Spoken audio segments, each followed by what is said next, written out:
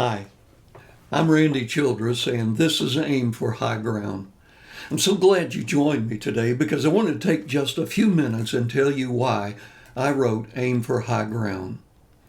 Years ago, I invited Olin Hay, a beloved minister, to preach at our church.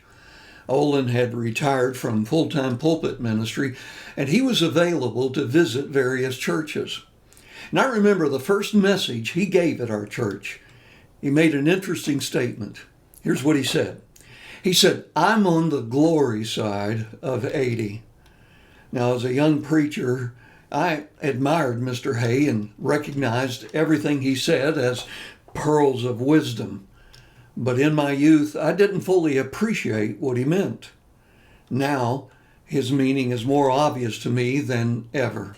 He was simply affirming that at his 80 years of age, he was closer to heaven than he had ever been before. And even though as a young man I appreciated the comment, I understand it more fully now, and at 72 years of age, I realize I am closer to eternity than ever." Brother Olin Hay passed into glory at the age of 89.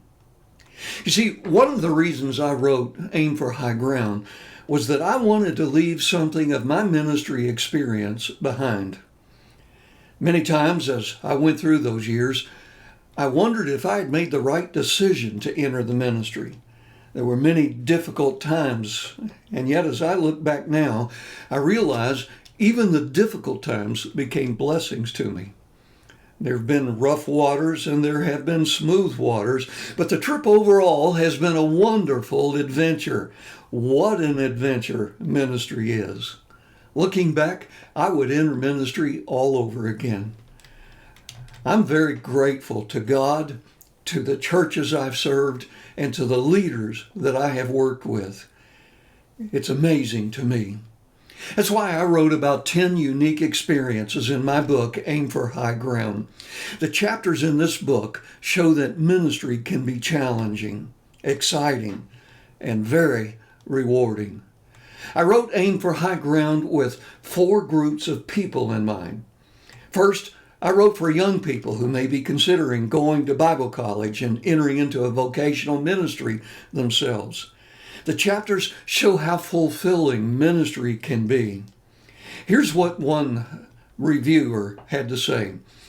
"I loved your tales of people coming together because of choosing Christ.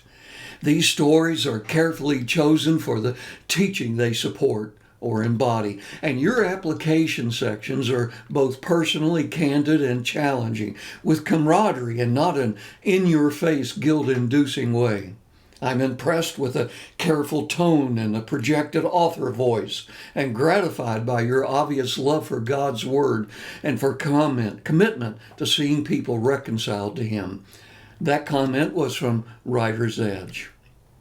Secondly, I wrote for church leaders, elders, deacons, Sunday school teachers, youth leaders, ministers, and more.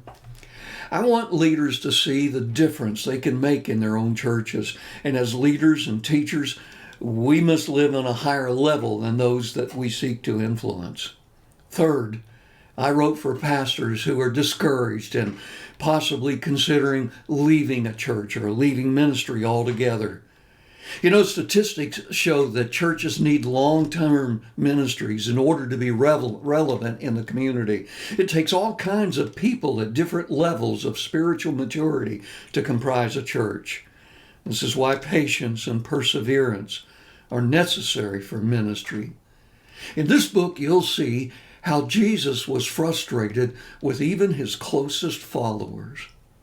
And finally, I wrote Aim for High Ground for those Christians who enjoy reading drama, because, folks, there's a lot of drama in this book. Most church members are not even aware of the challenges that church leaders face.